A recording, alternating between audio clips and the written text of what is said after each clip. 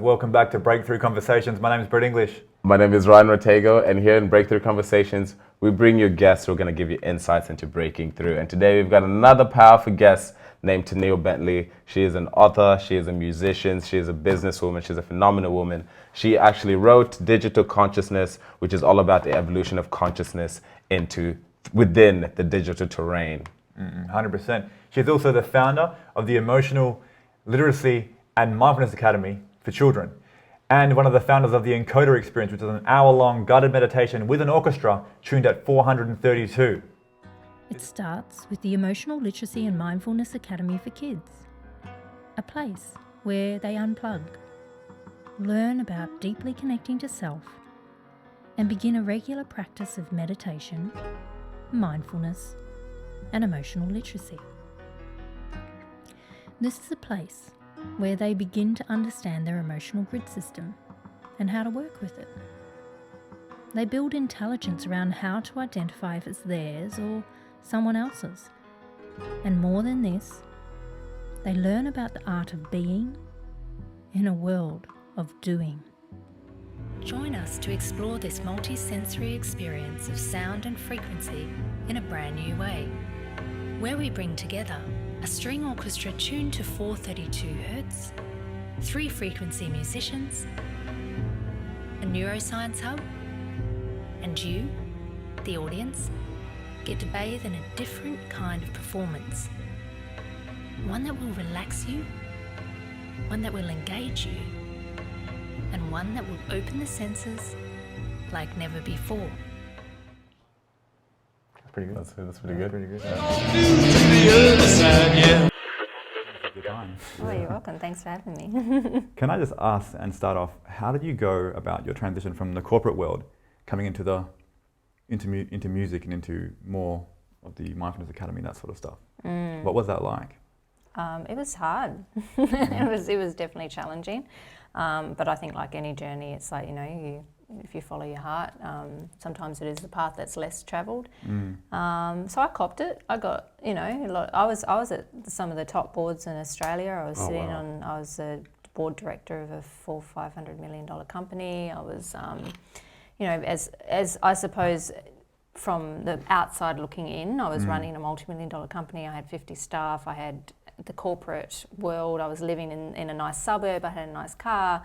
I had, I was travelling all around Australia and sometimes across the world to as a thought leader in the space that I was in, and sitting on the board often as the youngest woman at the time, and the only woman in some of the boards, and so for me, it was quite the transition. It was like a massive flip on the head, and I think where it started to break down was I had built up, and what happened was 2.5 years prior to that, I was actually sitting in a cafe, having a cup of tea, and at that point I'd tripled the bank balance of my charity and forgot to do my own. And the charity I ran was for 10 years, and we worked with people impacted by domestic violence and people that come from abusive backgrounds and things like that, so supporting them through camps and through programs.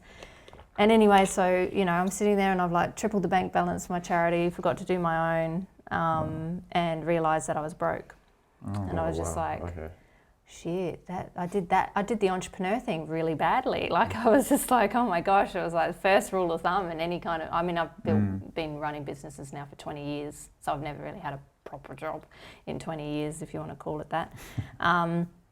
And anyway, so at this point I was sitting there and I was just like, oh my God, well, what do I do? And I was, had the napkin, piece of paper, pen, and I'm like, okay, well, hang on. And then I had this, at the time I was crying as well because I felt like, shit, how am I going to pay for this cup of tea that I'm about to drink? And how did I get it so wrong? And I followed all my heart logic, but not the head logic. And then I went the other way. So I was like, well, what did I do in my charity that I could turn into a business? And that was through social media at the time. It was very early adoptive. It was in the corporate market. It was not something that was seen as valuable at all.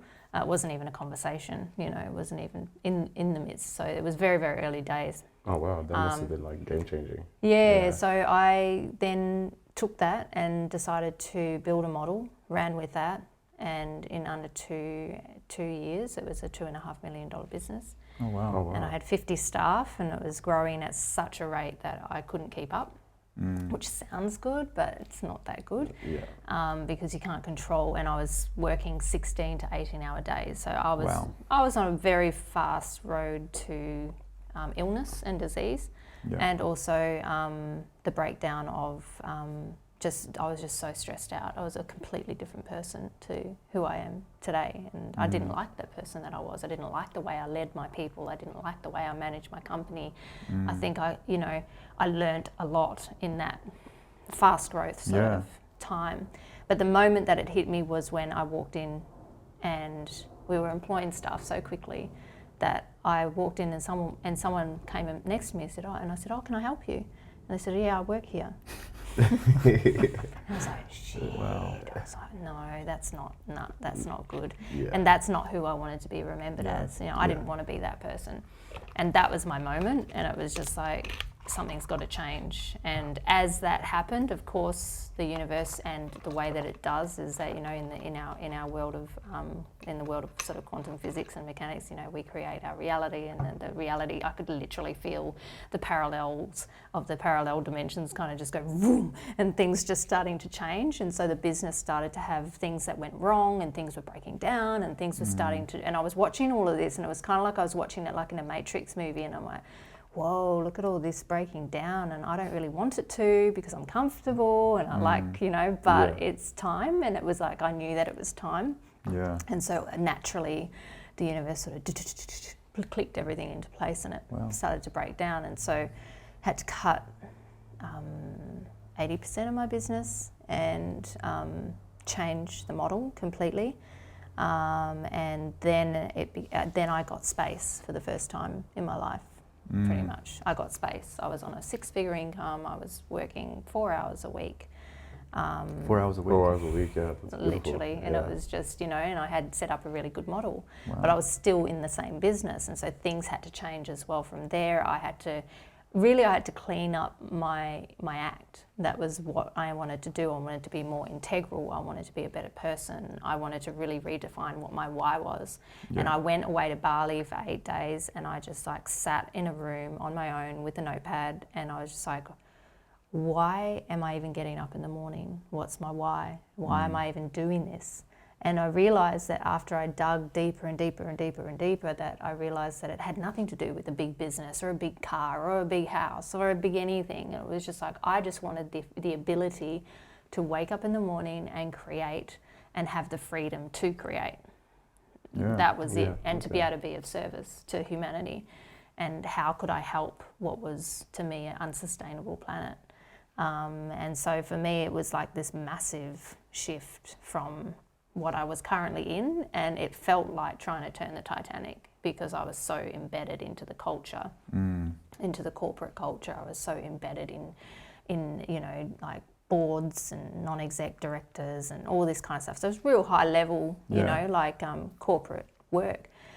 So to be able to come out of that was really difficult, and it actually took a few years, and it started to transition through the guise of digital consciousness. So I started to realise that I was a part of the machine, and I was actually contributing to the problem, which was that we're switching people on too much, we're plugging people in too much, we're not thinking about what this toy is that we have. So I subsequently spent years building up a social media company, and now I wanted to unplug the next generation. Yeah. So I was now on the flip side, and it was like, now what can I do to actually solve this problem? Because I walked away from multi-million-dollar opportunities that people wanted me to spearhead and run technology companies, and I was just like, my question, the thing that changed how I live and govern my life, was I take myself to my last breath, and I think to myself, I'm lying in bed, I'm just about to go. Would this be a moment in my life that I would be proud when I look back at that? So it sounds a bit morbid, but I'm in my deathbed, and I'm like, is this something that I would be proud of, that I contributed to the world? And if it's a no, I just don't do it. And I'm like, no, I'm not. I wouldn't be proud of being the leader of that technology company, knowing that I'm now tracking everybody's footprints as they walk in and out of a store and subtly, marketing to them all these subtle messages. So they'll buy more stuff, so they'll consume more. So, and it just becomes this perpetual, You thing. become a machine. Yeah, you become a part, and I'm like, I don't want to. I would not be proud of that contribution. So and I've turned away massive opportunities as a result of that. But as a result of that, I feel better in here, in my heart. It's like, okay, I can wake up in the morning knowing that I'm integral with my soul. I'm in alignment with what it is, and I'm in service. And it became this when the circumstance becomes bigger than you. That is when you can actually step outside of yourself, and it becomes it's not about me. It didn't become about me. It became the circumstance became bigger, and so as a result, I sort of went through the digital consciousness path, and I started interviewing some of the best people in the world, like the top leaders, Don Miguel Ruiz, the author of. Oh wow, you interviewed him? Yeah. I love that. I had like a transmission from him. It was intense. It was a brilliant interview. So Don Miguel, Dr. Bruce Lipton, John DeMartini. Really? You met Dr. Bruce Lipton? Yeah. Wow, I didn't know any of that. That's crazy. incredible. He's amazing. Yeah. He's amazing. Yeah. So Bruce Lipton, John DeMartini, the president of the HeartMath Institute, and a plethora of other people. But that was part of my journey of starting to govern, well, what's my place in the world? So I started to interview these incredible people. And then that subsequently became a part of my book. And then the book was created, and then that dovetailed into the Kids Academy. Okay. So, yeah. Sorry. With the book of Digital Consciousness, I remember reading it ages ago, but also having the insight of wow, I never thought of myself in the extension of the platform of Facebook and Instagram, and that's technically me. People are perceiving me, and it's extending my consciousness. How did you get this realization to write that book? Was it just from working in the industry? I'd meditate before writing, and then I'd just channel it, and it would just come out. Yeah. Wow. So it'd just be like, I just I'd start writing it, and I'm like, I'd be writing, I'm reading it, I'm like, that's cool. So I was just like, I don't know if it was even me writing it, but oh, wow. I mean, but now I don't really like that book. I'm like, I feel like I need to write another one. So I want to do one that's more relevant nowadays. But it's still a great book. It's still got. But I think because it was my first. When did you write it? What year was this? Oh, it would have been maybe 7 years ago now. Okay, Yeah, a while ago. But yeah, so that was really looking at, the consciousness of humanity and what does digital do to the consciousness of humanity at a greater level, and what's the digital legacy that we leave, or the imprint that it leaves on humanity. We've got a toy here, we don't really know what we're playing with. And that's also in the world of spirituality. I see a lot in the spiritual world, people playing with spirituality, and they don't really know what they're playing with, but that's also their journey. It's but we need to make sure we govern that journey and ground ourselves in to begin to understand, well, it's not about me. So am I being of service to the greater collective? Is my service beyond my ego? Is my service beyond self? And when it's the saying from the St. Francis prayer, it's by self-forgetting that one finds. So when we start to forget, we begin to find. And it's just like, when you step into that space, none of the glitz and glamour, none of the shiny lights, none of that matters. It just it changes. There's a transition, and so I suppose that was my transition. Long answer to your question. No, I like this. Sometimes I want to ask you a question, but then you answer it, and I haven't answered. This because I can is hear great. it. That's amazing. The other thing I was going to say is, what are some tools or techniques that you've used to transcend the ego, or to be observant of the ego, or to not get caught up in the trap of the ego? Yeah, the quickest tool that I've used has been just that one of self-observation. So every micromanaging myself, watching how am I doing this, where am I coming from, and when I can see the shift in when I'm in my ego state to when I'm in a place of service. So when I'm speaking on stage in front of maybe. I do a lot of speaking at different groups and things, and so I get booked through, I've got a booking agent that books me usually, and so I'll speak to some groups of hundreds and some of small, and it's very easy for the ego to revel in that and be, and that's when you know that, it's deciphering between, and it takes a lot of practice, is starting to identify those masks. So when am I sitting in ego, and when am I just in that flow state? Now, most times when I'm speaking, I enter into like a flow state. So it just flows, and it's not, and it doesn't become about me. Yeah. It becomes about how can I be of service to those people. But the best way that I've also done it, some tools, is whenever I walk into a room or wherever I'm working with a group or I'm running a workshop, I always have a prayer, and I'm like, please allow me to be of ultimate service. You know, the reason I am here is to be of service to them. It's not about me. And checking in with that every day. Yeah. Every day, because the ego never goes. Ego is something that is always going to be there, and it is actually a good thing. It serves us when we're in danger. It serves us when to have spiritual discernment. It serves us when we've got to be discerning of certain characters of people, or what's good for us and what's not. So it's now starting to learn, well, where is that? You know, where is that coming from? When am I in that? And it's a constant. It's just, there's no end point. You just every day tweaking it. We're always going to be working with the ego and loving that part of us, but then also being able to catch ourselves when we're like, okay, now I'm in the unhealthy ego right now. And I find myself in those states sometimes, and I have to pull myself out. And it's like, Tenille, and just pull myself out. And that's the only way you can do it, because you've got to pattern interrupt those neural pathways in the brain to start to change that behavior. And that takes repetition. Yeah. During your first speeches, or when you're going into this journey, how did you overcome that imposter syndrome when you're kind of fearful that, I don't know, people are going to judge you, what other people think? Yeah, I think imposter syndrome is definitely, I mean, it was something I taught to a women's group just recently. Not as qualified to be talking about this, but you know what? I'm going to get qualified by talking about it. So when I first started the social media business, I didn't know how to use social media. I wasn't professional at it. So what I did was I went and started running free workshops, and I learned as I taught, because the ultimate saying is you teach the things you need to learn the most, whether it's spiritual, whether it's business. So teach what you want to learn the most. And the things we do and the service we give to humanity is part of our soul's evolution anyway. So the imposter syndrome is just there. I look at it as a check-in for me to get better at what I do and just be better at what I do, as opposed to letting it stop me from what I do. I look at it and go, well, I don't know that. All right, well, I'm going to teach it so I do know it. You know, and you listen to yourself as you teach, and you start watching, and you gauge the audience, and you gauge how people are reacting. I will always use it as a testing ground. I walk in without knowing what's going to come out of my mouth in the first 30 seconds. Oh wow! Yeah. Does that make you anxious at all? No, because I trust so much. It's trust. See, the ego is what stops you from doing that. True. The ego is like when you stop and you're overthinking, because when you're in ego, you're in your head because you're overthinking. So the minute you start thinking about the why, the how, all of that, you're in your head state. You're not here. So because you can't be in both at the same time. Yeah. You know. So whenever I'm in there, it means, oh shit, I'm in ego. Okay, jump out and just flow.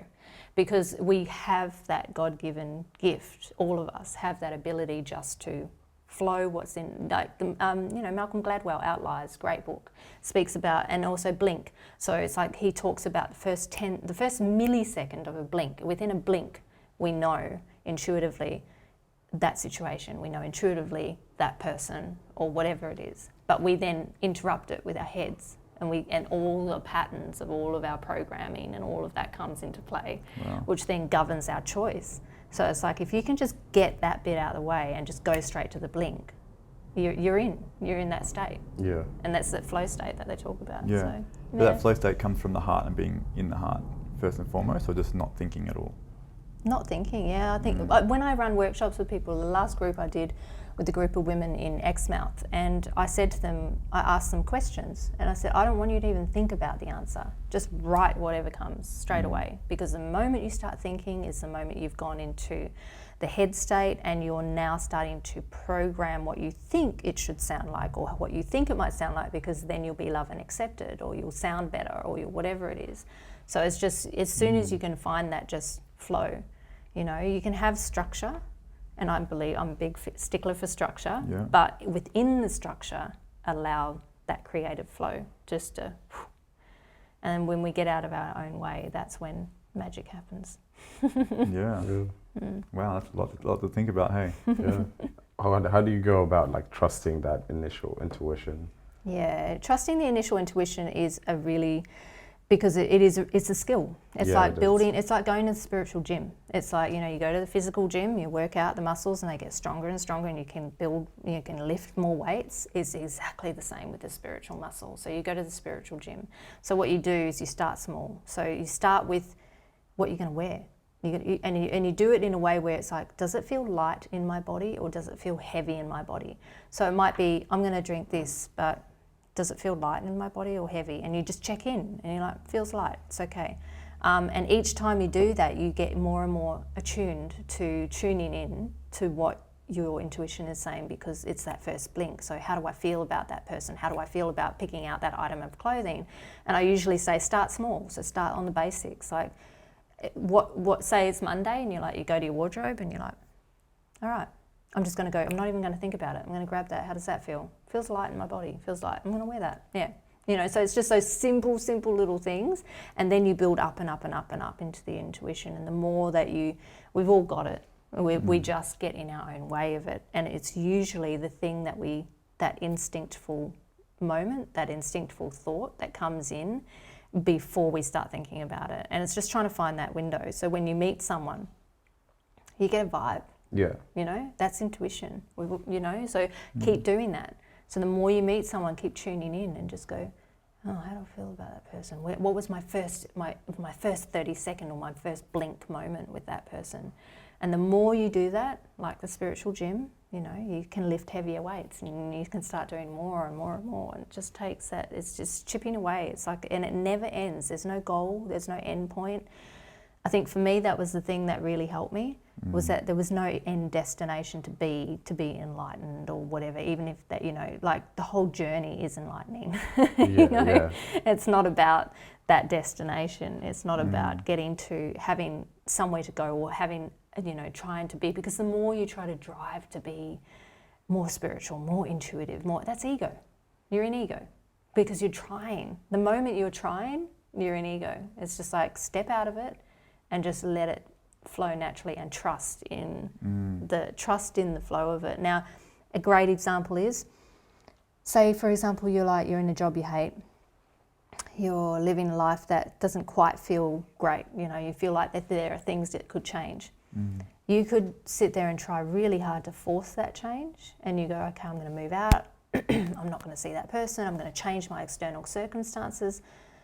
And then suddenly something happens and boom, you land this dream job, and and it happened without you being involved in it. It just flowed, it just happened. And when you start to see those moments, focus more on that, because those are the moments when we are out of the way.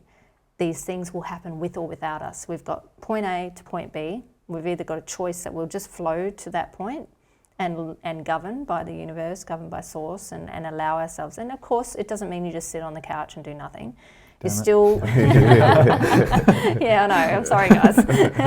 You have to still get off your butt and do stuff. But you know, it's just like point out, but that's even in the action, it's knowing when to be in action and when not to be in action. So I do that too. I call it an intuitive push. I could be, today I'm just not doing anything. Today's just not a day for me just to reset and to recharge.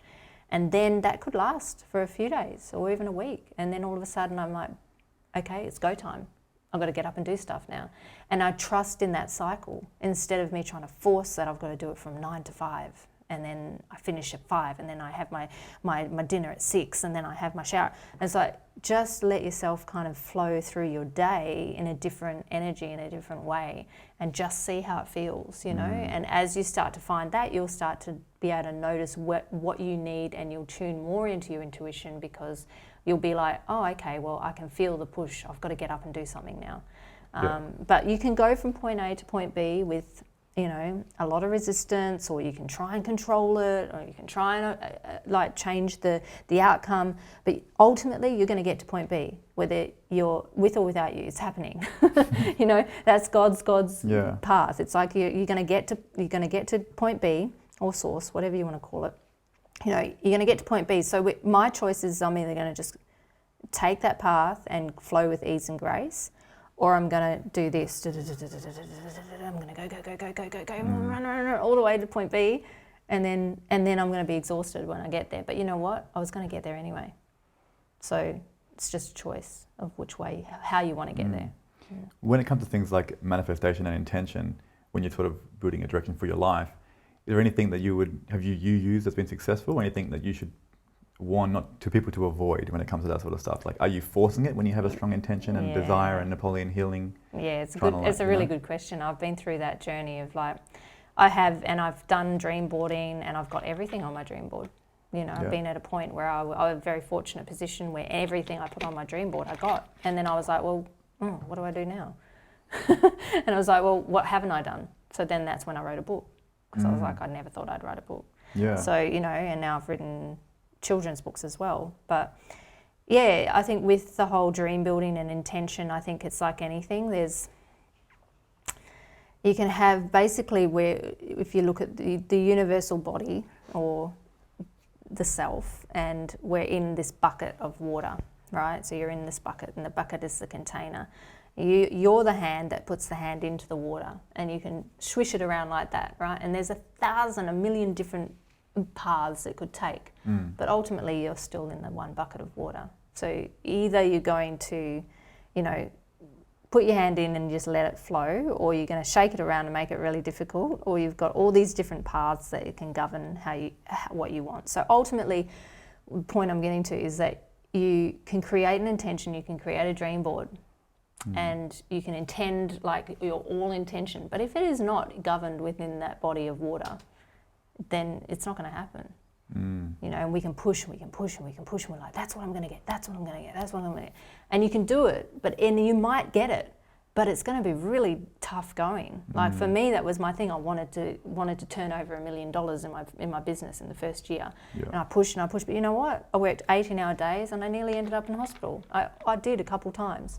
Like I was so sick from working too hard. So it was like, yeah, you can get it, and you can work really hard and get it.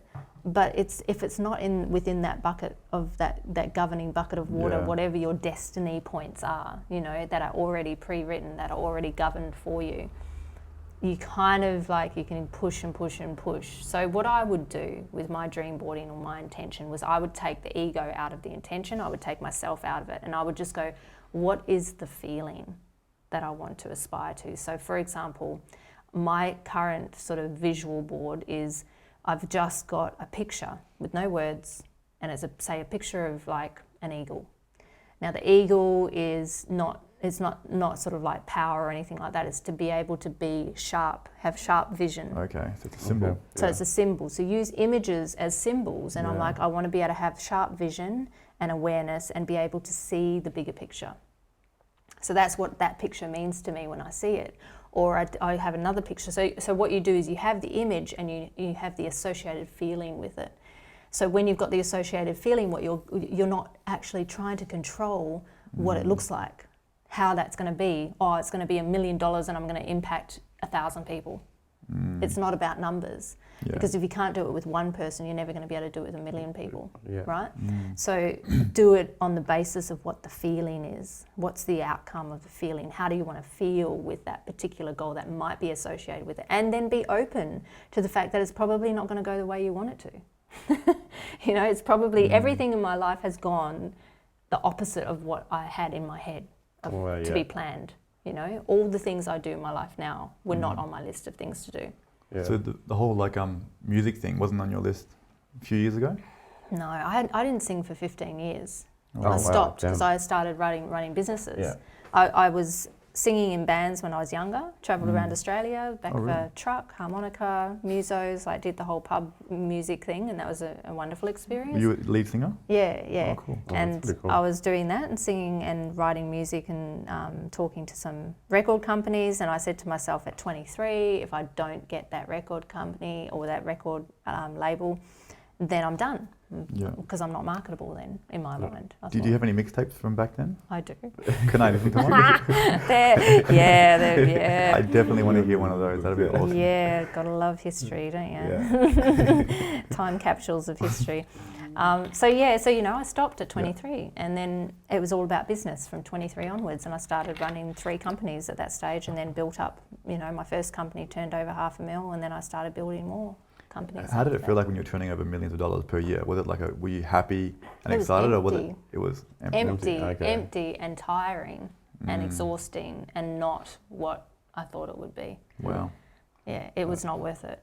How would you go about running if you were going to start over a company, doing it in a conscious way and coming from a heart space? How would you go through that process? Well, that's what I've done with the Kids Academy. So what I did was, instead of looking at my business like a commodity or like a product, I looked at it like a human being. I looked at it like a being. I was birthing a child, right? So that being now has feelings. That being has emotions. That being has its own nucleus of growth, right? So it starts off as a baby. I have to, when it's a baby, I've got to feed it. All it's going to do is eat, sleep and shit. So that's like the first, start of the business, which is what keeps you up all night and why you work around the clock building the first few years of your business.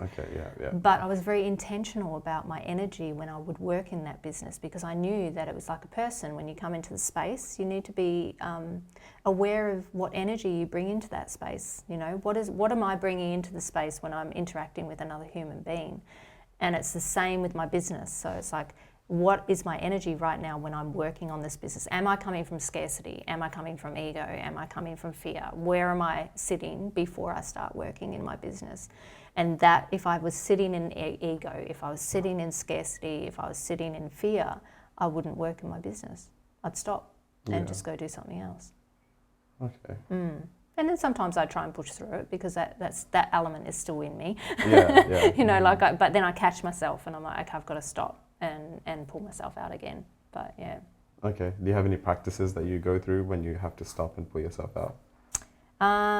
Yeah, sometimes when I go too far in, that's where my beautiful partner is great, because she pulls me out, because I can go too far in where I just become blind and I can't see myself out of it.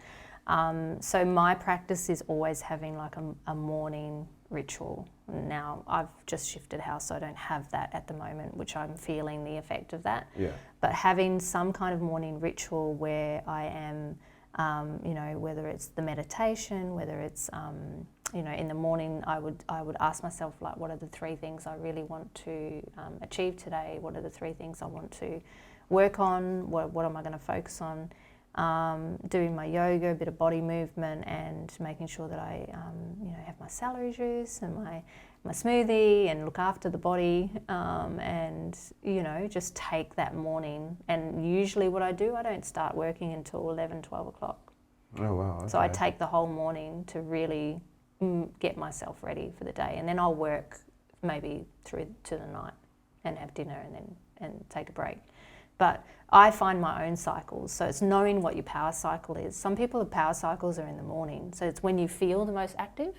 That's where you do most of your productive work for your business. So mine's at night, so I would work more. I'd work better at night. Yeah. So it's finding that cycle. So just finding your natural cycle, not doing the normal, like, oh, it's during the day, so I have to work. It's like, no, if I want to work at night, I'll just work at night, and then I'll just rest during the day. Just find your own rhythm. Okay. Yeah. Oh, that's powerful. I've got a little bit, I think I'm finding the same, where I'm more productive at night than I am during the day. Like, I do way more at night than in the morning. I have no idea why. Yeah, it's your power cycle. Yeah, that's your Just power one of the cycle. weird And there's nothing wrong with that. We're so governed and structured in, our industrialisation of schooling and how we're taught to be somewhat robotic, and this is the way in the time zones of how we're meant to do everything. I just blew all that out of the water and just go, what do I want to do? When am I at my best? And that's when I'm going to do my most productive work. Yeah. And then the rest of the time's downtime, or just looking after myself, or doing other things that I need to do. Yeah. How did you get out of that mindset where, if you're trying to grow a business, that you have to be working all the time and you have to be grinding away all the time? The way I did that was I let go of the outcome. I let go of the need to feel like I had to achieve the big business, because I'd done that before. I was kind of lucky because I've done it. I kind of now know, but people who haven't always have, a lot of people have that desire to build it big, to make it huge, to make lots of money. I took all that away. I took away the need to be governed by, and of course, we need money to to buy food and do all of that unless you grow it yourself. And, you know, so it's just like, it's taking away the outcome of what's driving you to do the business, and then that changed the way I flowed with my business and the way that I flowed in my day. Okay. So detachment from outcome is key. Yeah, detachment from outcome, but being of service and knowing that it is bigger than you. And the thing that I found is that because I love what I do so much, I do it a lot. So I love my work. You know, my biggest challenge was not working. You know? Okay. Yeah. For me, it was not working. I loved what I do so much that I will just keep doing it, and so I need to sometimes get pulled out because it's just like all I'll do if I'm left to it is work, because my work is my service, and my service is what I believe is the thing that's going to contribute to humanity, and that's the thing that makes, you know, it's bigger than me. I'm just the worker bee. Yeah. You know, I'm just being governed by source to go out and do and serve and be where it is I need to be. And in the morning I might say that. I'm like, where would you like me to be today? You know, where am I meant to serve? And then I'm just like, I follow that and then I go. Okay. That's awesome. So yeah, that's awesome. It's a lot of trust within yourself. Yeah. I think the moment I did that was when I found peace. Yeah. You know, I mean, you never really are. For me, I call it a pocket of peace. That's my next book. It's called Pockets of Peace. Nice. It's like not trying to govern my life to be in a state of peace all the time, because we're in chaos, really. You know, our world is in chaos. So it's how do you find those pockets of peace in between the chaos, you know? And when things are chaotic, I always remind myself that brilliance happens on the edge of chaos. So when things are chaotic, that is when we flourish into brilliance. So sometimes it's not a bad thing, it's just how we hold ourselves in that. You know, can we keep being aware, or do we default into our subconscious programming when we're under stress? Yeah. You know, so it's just watching that with ourselves. Yeah. And when you said that you jumped out of the corporate world, like how did you come about kind of rediscovering your identity outside of the corporate world? Yeah, I did a lot of sort of self-navigation, you know. I actually went into a state of where I went for a whole year. I went into my woman cave, I call it, you know, and that was my depths of my spiritual work that started to happen. I was alone, and I decided for a year I would void myself of all desires. So it was a year of celibacy. It was a year of not anything that I desired, any human temptation, whether it be chocolate or whatever it was, I didn't let myself have it. I wanted to see if I could not be governed by desire of things external to me. So I did this for a practice for a whole year, where I was just on my own. I watched a lot of documentaries, I read a lot of things, I meditated a lot, I explored all different kinds of modalities. And in that process was sort of where I really I accelerated in my spiritual development, because I was alone with my thoughts, and I was alone with myself, and I did not let myself give into any sort of external desires or external temptations or even attention. I didn't want attention from anyone. I didn't want to be seen. I wanted a year of kind of just being invisible and not important, and that was a really beautiful practice. Oh, wow. Can you tell us what happened in that year? Did you have any experiences that were very profound, or any insights that sort of happened? Yeah, man, I had lots. I broke my house. Well, spiritually anyway, like it was like I had so much energy going through me at one point that I shorted the whole house out. Like it was just like everything broke at the back end of the house. So yeah, it was like the washing machine, the toaster, the dishwasher, the fridge, everything just because I had so much energy going through me at the time. I remember there was a phase where you couldn't wear a watch because the watch would just stop working. Yeah, I still can't. Oh, really? When I wear watches, they just don't, I short them out. So, wow. yeah, Oh, wow. So energetically something's going on, but, you know, it's like, and then other things, I'd have, you know, photo frames flying off the wall and lots of sort of, you know, people would call spooky experiences, but that was the moment. Well, it never really, I didn't feel scared. I would just laugh, and I'm like, seriously? I'd walk up to the frame, like, seriously? And I'd be like, is that how you want to communicate with me? Are you sure? Like, let's just break this down a bit. And I'd be having this conversation in the middle of my bloody hallway. And I'm like, you don't need to do this like creepy stuff. Don't bother doing that. Like, just talk to me, you know, and, you know, be careful what you ask for, because then, everything kind of, from that point was when I called it the voice. That was, the voice started to talk to me. And that was the thing that started to govern my entire life, and my whole life changed from that point. Because I started to trust, and that voice to me, whether you want to call it God, whether you want to call it source energy, higher self, whatever it was my inner compass, and it became vocal. And it was like it governed my choices from that point on. So did you have to give that voice permission to talk with you in some way or another? Because you were saying there's better ways to communicate with me, why don't you just talk to me? And then all of a sudden I think it did. maybe I didn't think about it that way, but I probably did somehow open that up. But also it was also not chasing. Sometimes when I went through a phase where I was like, I want to hear, I want to see, I want to feel, I want to go deeper, I want to be better. That's just all ego. I was just like, I just want to be a stronger spiritual person. I want to hear stuff, I want to see stuff. That's but pretty you've much got to me be at the careful. You've got to be careful what you wish for, because it really, like being in that state, once you switch that tap on, and that's what happened, that tap switched on and everything went, everything. And I swear I was almost close to checking myself in one or two times. Oh, really? I'm like, oh my God, am I losing it? But eventually you learn to govern it, like what you hear. Like I could hear people's thoughts, I could hear the trees, animals, everything talking to me at once. Like it was just everything. And I was just like, oh my God. What were people thinking? Like just a random thought would hit you. I'm like, whoa.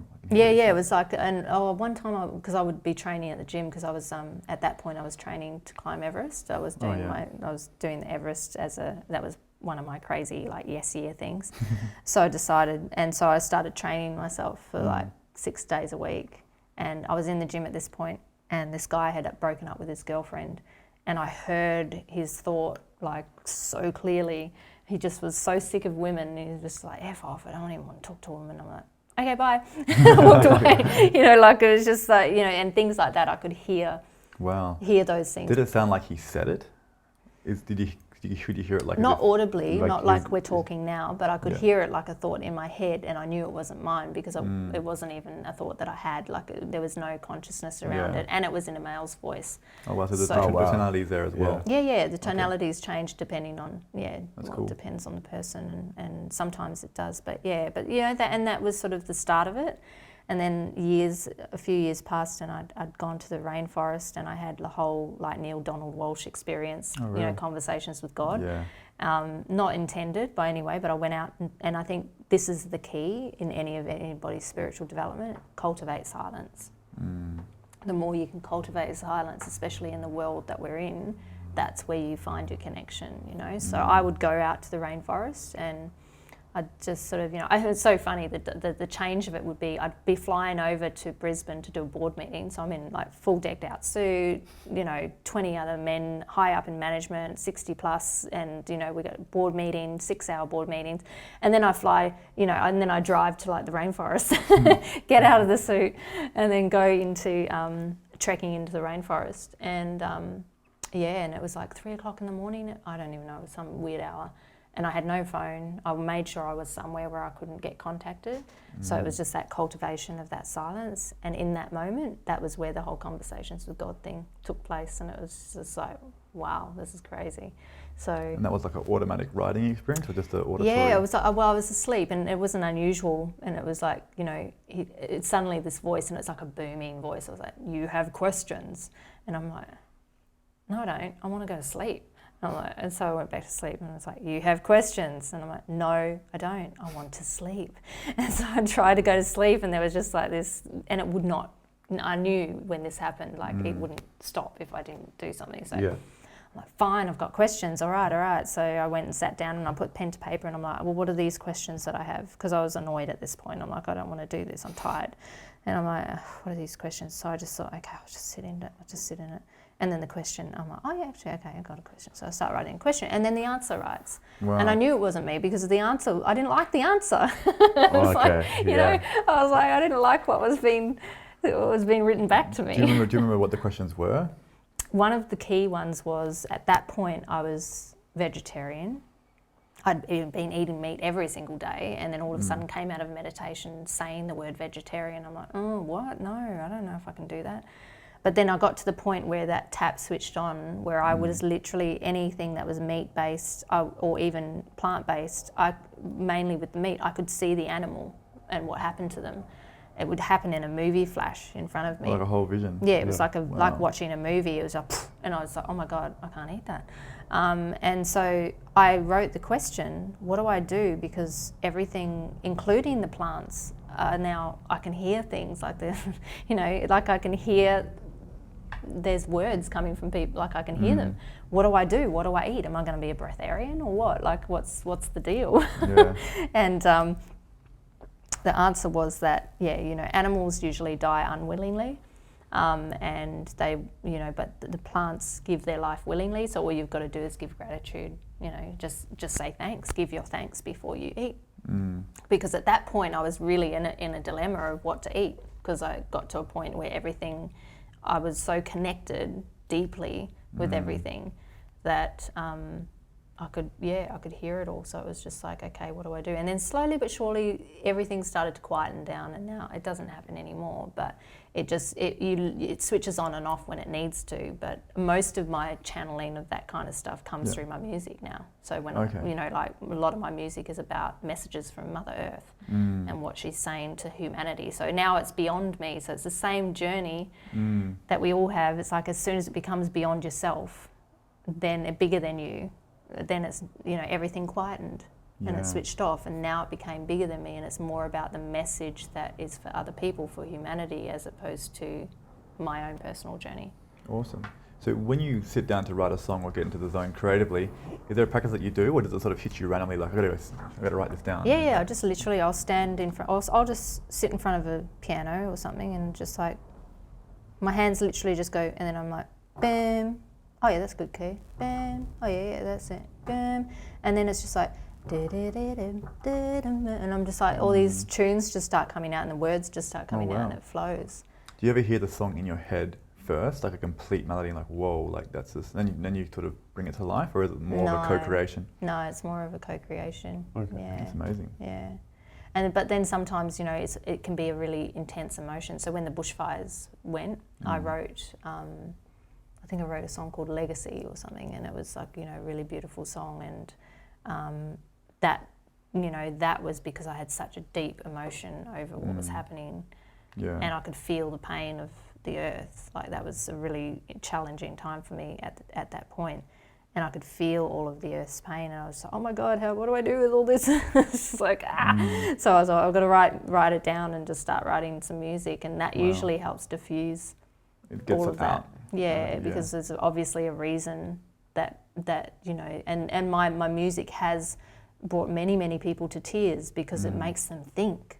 And that was the point, was it makes you think about what's your impact on the earth? What am I doing on this planet? What's my footprint? You know, and it's really getting people to think through the guise of music. So it's just another form of teaching. Yeah. And I really like your performances with the orchestra. I mean, how did you come about having the idea to have a meditative, spiritual experience with music and an orchestra? Was it a hard thing to pull together? Oh yeah, it took us 3.5 years of work. And I just governing, and that was very flow state. So I really trusted, because I did not want to get in the way. If it was meant to happen, I would let it happen and follow that guidance. And if it didn't, then I would just let it go. I was willing to let it go. But I spent 2.5 to 3 years building that up. And what happened was I started the music, started developing the album, and then ended up, a friend of mine was within WASO, so within the West Australian Symphony Orchestra, and basically what happened was a friend of mine initially had said, you know, you should really put this music with an orchestra, it'd be amazing. And I'm like, yeah, but I don't know how we do that. Like they'd be in 432, so they have to tune down, and it'd be interesting, yeah, but I don't know if I'm ready for that level, because she's like, the world needs to hear you, and I'm like, yeah, no, they don't. I'll just keep doing my thing, and then whatever happens, you know. Yeah. And then by chance, you know, it kind of had the meeting with WASO at the time, and the biggest challenge was that we needed to create a musical score of my music, so convert it to a musical score. And so we needed a composer, and I was waiting for them to get that, and it was kind of taking longer than I liked, and I was like, oh, well, maybe I'll just ask, you know, and this was a 1 o'clock in the morning thing, woke up and I'm like, I wonder, and the producer of the studio, I thought, I'll give him a call tomorrow. And I'm like, I had this idea, what if we could use my music and like put it in with MIDIs and then convert it with a software to create the foundational score? And I'm like, is there a software like that exists? So I rang the producer and he's like, oh, I'll ask the other owner and find out for you.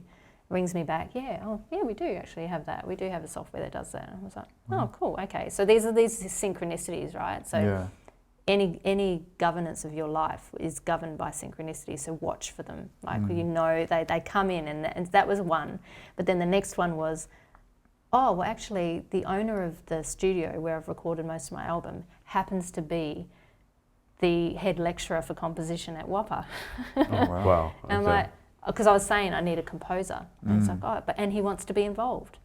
And so that's sort of where it started. And so we started working on the project, and he started building out and composing the orchestral score. We did a rehearsal with Wasso, didn't quite go the way we were thinking, and then it was still great, like it was still amazing, but it was a challenge tuning an orchestra down to 4/3/2. Yeah. So then my friend at the time, he's still my friend, he was the CEO of Wasso at the time. Oh, wow. But then he moved on from that, and then I said to him, well, we connected, and he's like, let's just keep doing it. Like, let's do the project ourselves and get our own orchestra. So we did that, and then we had people come in, and it just flowed so much, but it was just brilliant, and it kind of went from there. And that's sort of, just all these little synchronicities along the way happened, and we happened to be also filming a documentary on looking at the aspects of does sound heal, and then I happened to have this great relationship with the Perth Brain Centre, so we brought them in, the neuroscientists in, to start to measure the brainwave activity of the participants at the event. So it was just like this mix of what I love as my personal love is arts and science, bringing them back together, because they used to be one, and now they've been separated into these two fields, and it's like now I want to try and bring them back together. Beautiful. Oh, wow. So I always notice there's a lot of tears when your music starts to play.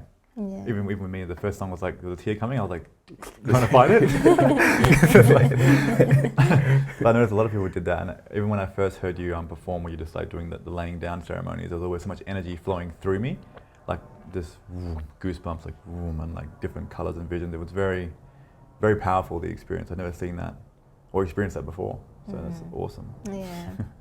Yeah, it's one of those things, a lot of people do have very profound experiences, and they have, which is why I wanted the neurosciences team, just because I wanted to document and say, well, what's actually happening at a physiological level of the body, like what's going on with our bodies when we're listening to this frequency.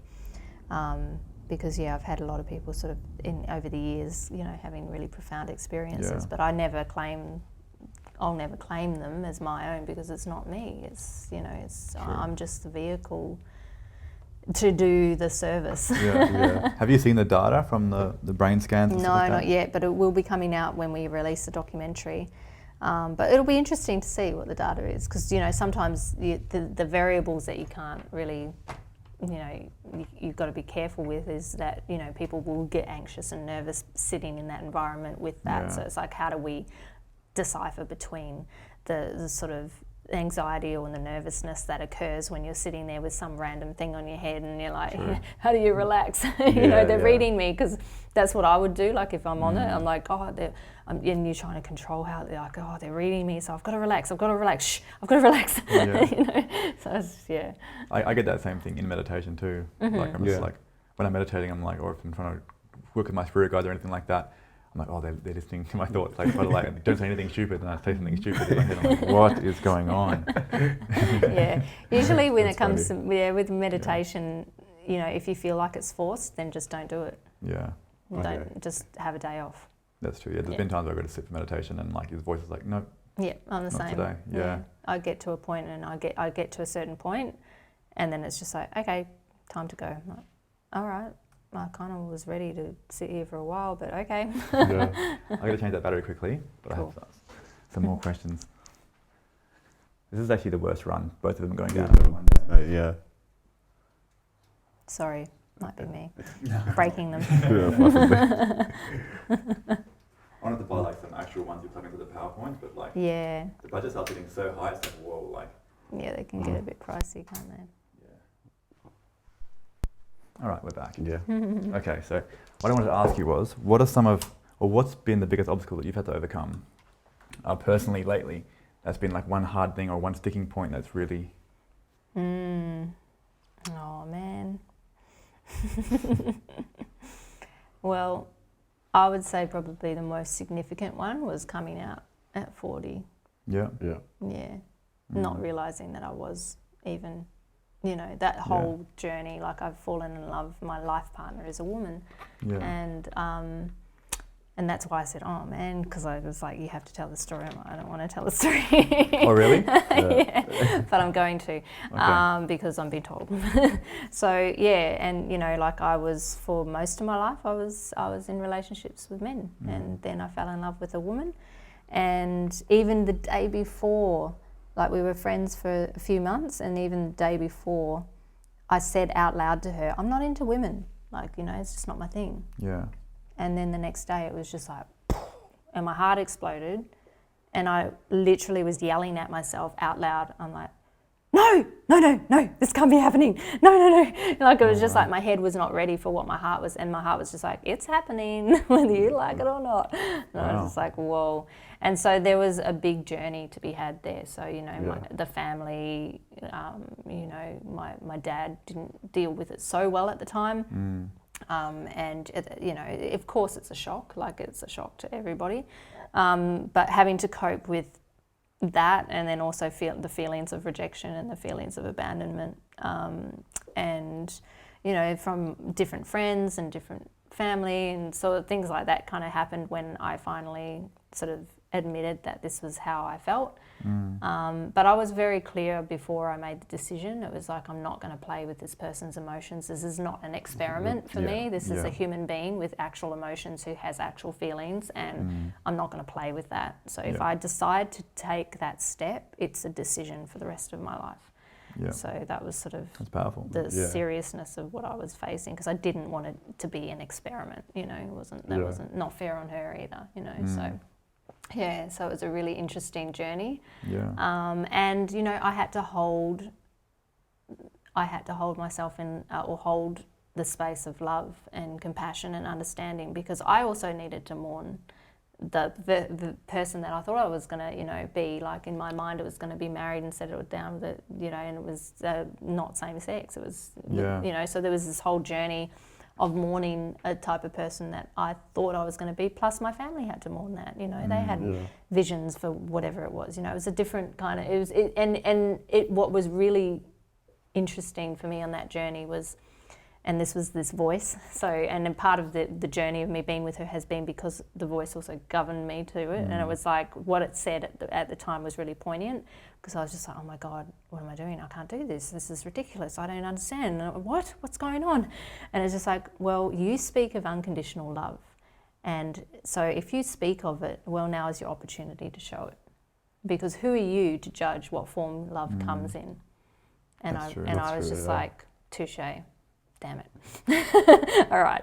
So it looks like I'm going down this path. Yeah. You know? So is that what you would call obviously an ego death? Yeah. Yeah. It was, and it really showed me my unconscious biases that I had about same sex, even though I had friends that were gay and all of that. But my unconscious biases came to the surface that I didn't even know I had, and things like, oh, I can't really hold hands in public in front of people because I don't want to make them feel uncomfortable. Yeah. Or I don't want to kiss my partner in front of people because I don't want them to feel uncomfortable. Because to me that was icky. Like I was just like, I didn't want to, you know, it didn't seem natural because we're brought up from babies being shown male, female. There's no gender equality. There's gender diversity, you know.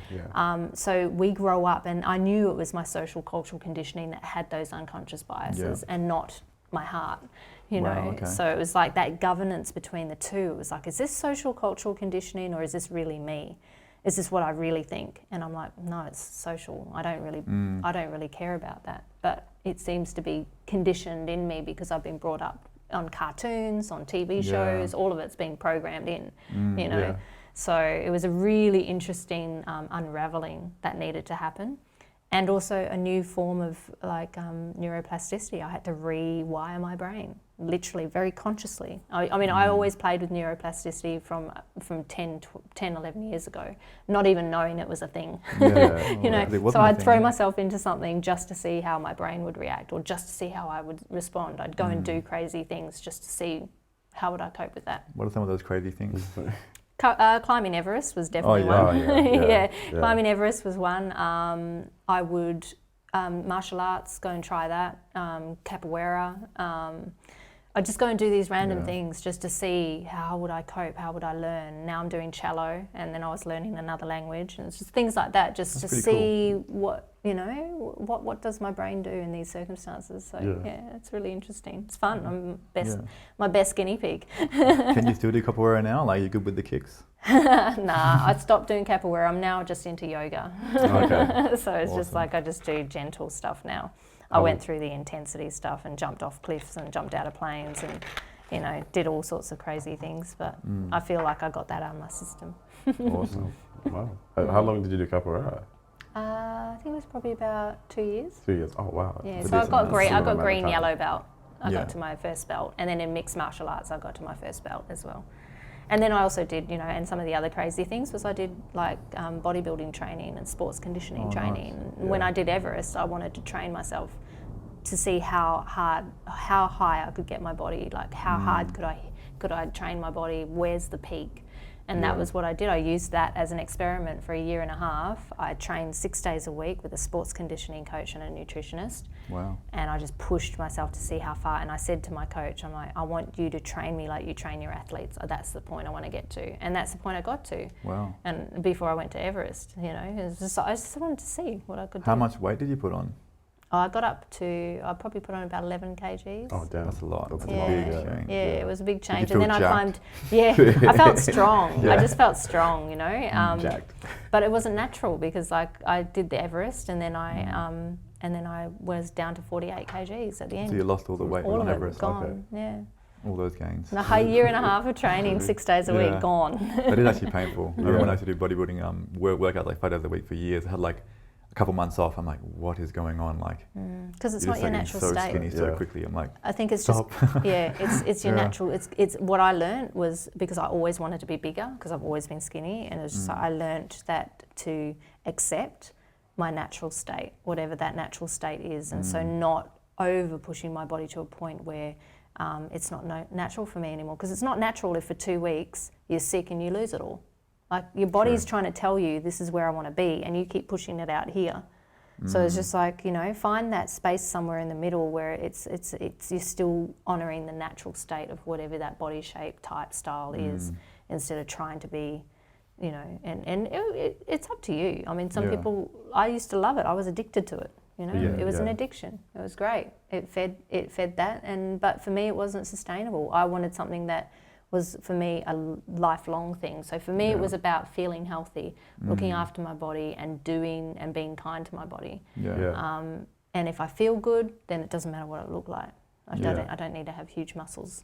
True, Yeah, true. I think that's one of the biggest things about like being in the fitness industry. It's kind of detaching from one, knowing that not knowing, or you go into the gym Yeah. to escape yourself, to escape your own reality. That's one thing. Yeah. Or because it's like an addiction where you can kind of just go into that, you can run away from your problems. And it has one of the benefits is your body is like a little bit better. Yeah. However, you're still going in there to escape yourself. I think- And it's also been seen. Yeah, You know, I used to go to the gym because I knew other people would watch and I'd lift harder weights. yeah, no, that's true. You know, Yeah. that was it. Yeah, It was like, yeah. oh, I'll go there because I know I'll work harder, because I know there'll be people watching. Like, and they did, because I used to lift. I don't know, I had a weird strength to weight ratio. Yeah. So I could deadlift like 80 kgs. Damn. So it was just like, Almost double your body yeah, weight. yeah. And so, I mean, it took a bit of training to get to that point, but I could still do that. And it was like, you know, but I did it because it was, for me, it was just that endurance stint. But it wasn't sustainable for me. Yeah, It wasn't yeah. that for me wasn't my life. I didn't want to live in a gym 6 days a week. I wanted to be just healthy. If I'm Yeah, healthy, yeah. that's all that matters. You know, if I'm healthy and looking after myself and I feel good in my body, Yeah. then that's what's important. But yeah. Wow. Yeah. I couldn't, from knowing you for the last few years I've known you, I couldn't imagine you in that environment doing those things, you'd be a different person. I was just Very visualizing you doing a masculine. massive deadlift, looking someone in the eyes, like, dropping it, like, that's more than you. Yeah, I used to have some people staring and they're like, what? Yeah, so yeah, it was really funny. It was funny in that respect. But that was the athlete in me, because I used to be edge, I used to be a gymnast, and so I've always got that edge. So I've got to make sure I channel that in a way that's not driven by ego. True. Yeah. You know? True. Well, what is one of your biggest fears for mankind moving forward? That we actually can somehow make it, that we can stay alive. Yeah. You know, that's my biggest fear, because we're all killing ourselves off. You know, whether it's bloody food poison, the poison that's in food, the you know, the jabs that everyone's getting, whatever, the poison in the air, chemtrails. It depends on where you look. Wherever you look, we're being, you know, everything's been poisoned. So, can we reverse? Can we actually steer the Titanic the other way? You know, and I don't know. I really don't know, but all I need to know is what my service is, what my lane is, and focus on that. Yeah. Because if I start looking out there at everything else, and it's too depressing. It is, yeah. It's too depressing, and it's like you can get so caught up in that story, or in that story, or in that story, whether it's, you know, whatever topic of conversation that it is, whether it's the food, GMOs, you know, organic, chemtrails, or whether it's, you know, poisons, whatever it is. Yeah. Any of those you can look into. But for me, it's like I did all that, and I researched all that, and I watched all the, and I got so down into a rabbit hole that it became depressing. Yeah. And I forgot my purpose. I forgot what and now it's like, when that happens, it's good to be educated and just check in, see what's going on. But all I keep doing is bring myself back to my lane, because if I'm driving in my lane and I'm looking at my road, then I know where I'm going, and I'm being of service. My lane is to be of service to humanity and to somehow minimize the damage of what's happening right now. If I can just focus on that, because the minute I look off my lane, who's driving my lane? You know, no one else. Someone else can just jump in and drive it. And that's what happens to most people. We're all so busy, like, looking at someone else's car. Oh, that car looks nice in that lane, or that car's nicer in that lane. It's like, well, hang on, what's going on here? If we're not looking, then who's driving? True. Yeah. That's true. Your conditioning will be driving, I suppose. Yeah. Well, or other people, or the government, or whatever. Well, what do you think is like behind this grand hierarchy, or this mess? Do you think there's some kind of evil alien race who's controlling the population, or is it just mankind that's just gone too far? Like, well, I just think that it's mankind gone too far. Like, it's greed, it's money, it's power, it's hunger, it's ego. That's all it is. Consumerism, all of those things. You know, the moment we start to simplify our lives and disconnect from all of that, while still, I'm still an avid. I'll still watch occasionally the news, and I'll still tap into what's going on in the world, whether it's fake or not. You know, I still want to make sure I know the broad spectrum of everything, and then I can govern my choice from that, instead of just looking at one thing. You know, so making sure that I'm aware of those things. But yeah, look, I think, you know, we are the greatest experiment. We're a C- experiment on someone's shelf in the universal body, you know, and I think that they're just like collecting dust on the top of a shelf somewhere. we're definitely a D. Yeah.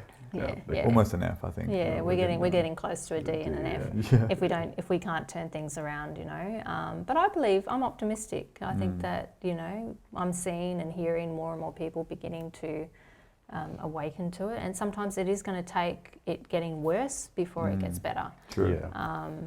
So will that happen? I don't know. That human nature, or whatever that is, that drives us towards greed and ego and all those 7 deadly sins, what do you think that actually is? Do you think that's a part of us, or it's something else, or?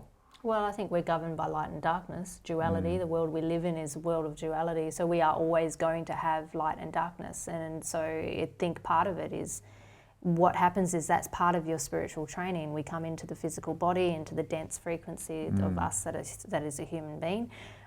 We try really hard as a human being to have a spiritual experience, but we're like, hang on, I was a spiritual being and I'm coming into the human experience, so maybe I'm meant to be here to be human, not to be out there in the fairies, you know, like I'm meant to be grounded, I'm meant to be in this experience while still having that connection.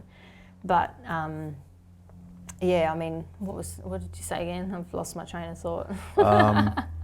Well, so like, who governs who governs it. This Yeah, sort the of light thing? darkness thing. So I think that so it's the light and darkness. So the point I was making was that we go into the darkness as part of our training, Yeah. but some of us get stuck. Yeah. So we get stuck in that because it's great, it's tempting, it's, it feeds the ego, it feels good, sex, drugs and rock and roll, all of that. It's like the whole lot's in there. Yeah. But it's actually, I always call it like we're kind of like kindergarten kids. We're kind of like in this toy shop and we don't know what we're playing with, and then we see all the lollies and we get the sugar hit and we feel good, and so we think it's good for us. Yeah. And it's just like, well, actually no, we need to take a step back and realise that the sugar is the thing that's killing us. True. Yeah. Both in the metaphorical sense and the real sense. Yeah. So how do people find their way out of darkness if they find themselves consumed in it? Like, is there anything that sort of Well, I stands out? think it's like anything. I think people who shine really bright lights have also been in the depths of darkness, gone through this dark night of the soul. They've gone through that journey. The only way to govern ourselves out is one, I think, trust. It's two, gratitude. Start on the small things. Start really small. Like, where can you find the light in the darkness? Because the thing is you look at the sky, right? We can't appreciate the stars if we didn't have darkness. True. So we need it there, but it's just how do we dance with it? How do we dance with it in a way where we don't succumb to it and it becomes, we can experience it. We can go through our bouts of darkness, bouts of sadness or whatever you want to call it. And we delve into that unhealthy ego state. But the key is the observer. And so you've got to be able to observe yourself outside of yourself to be able to pull yourself out. True. And one more question.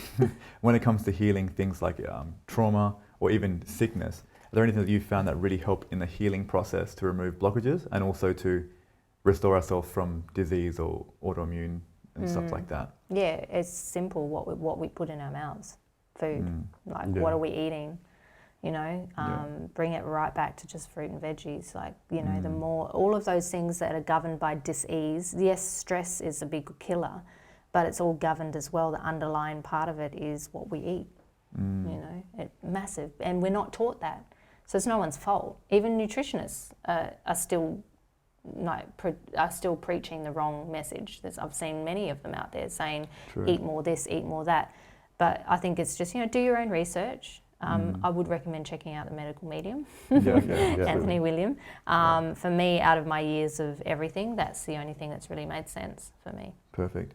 And again, one more time, the imposter syndrome thing. I think I missed out a bit of that. Can you just recap that? So the imposter syndrome is something that we all have, something we all face, but I use it, and I think your question was, how do you deal with it? And so I use it to my advantage. So when I feel like that, I use it to make me better. So it's like if I feel like I'm not good at something, or I think people are going to find me out, or think that I'm talking about something that I'm not full bottle on, I just go and teach it, so I become full bottle. So I create a group, I get people along to a workshop, and I'll teach it. And as I teach it, I learn it, because we teach the things we need to learn the most. So everything we teach, every path we take is part of our own teaching. And so when we teach, we learn as well. It's just like facing it head on. Yeah. Beautiful. And I have a question about digital consciousness. So we know kind of like the way technology is progressing with humanity, it's kind of gone to a point where it's exponential. So technology is going to be part of our world, our existence. Is there a way that we can turn that digital consciousness into a positive thing? Yeah. And how would we go about doing that collectively? Yeah. I think collectively we do it by doing it individually. So individually we look at our relationship with our devices. We look at, for example, in my book where I said, when we're scrolling through Facebook fridge, I call it, like when you look at a fridge and you're not hungry and you're just like, why am I looking at the fridge? So it's the Facebook fridge and you're kind of flicking through. It's having the ability to catch yourself watching yourself do it. And then you're like, okay, what is the void I'm trying to fill here for connection that I'm missing here? So, I use it as a self-worth barometer. Yeah. So when I'm looking and flicking, I feel like I obviously there's something I'm not addressing here because I'm feeling some kind of disconnection. Yeah. So I put the device down and I start to work on connecting back with myself. So watching our digital intake, what are we doing? What's our digital relationship with? When we go out you know, for restaurants and things like that. Finding those times where you just put them away, just don't have them, and watch yourself. How addicted to these things am I? Because it starts there, you know, and it's like making those small choices. Switch off your Wi-Fi at night. Just don't have your phone in your bedroom when you're going to sleep. The first hour of your morning, no devices. Things like those little practices will help in slowly pulling you away from not being so dependent on them. And then that adds to the collective, because your friends start to see you do it. When you go out to cafes, you like have a bowl, everyone puts their phones in the bowl, so you're all connecting. You know, things like that. You can, there's ways you can do it. Yeah, and like this now, the way things are progressing is pretty much you can fully immerse yourself into like the digital world. So I think the next step is going to be like we'll have like digital metaverse. detox centres and stuff. You know, Oh, you think I so? reckon. Okay. Yeah, That'd be like pretty cool. full digital detox retreats and things for people. I reckon is what's going to happen, Like because we're going to need it. Rehab, Yeah. Like rehabs, Good business idea. digital rehabs. Yeah, go for it. You can just pay me a commission. 10% royalty. Yeah, 10% royalty. Awesome. Yeah. Okay, now where can people find you if they wanted to reach out to you? You're available on social media? Yep, just under my name, Tenille Bentley. Tenille Bentley? So, yep. So TENILLE Bentley, under Instagram, Facebook, and tenillebentley.com. Perfect. And the other thing is there any questions that you wish people would ask you more often? No, not really. Okay. No, I think I like to just let people flow and Yeah. let them be how they want to be. If they want to ask a question, then they do. If they don't, then that's cool with me too. That should do. Awesome. Cool. Thank you so much. You're Thank you. That was welcome. amazing.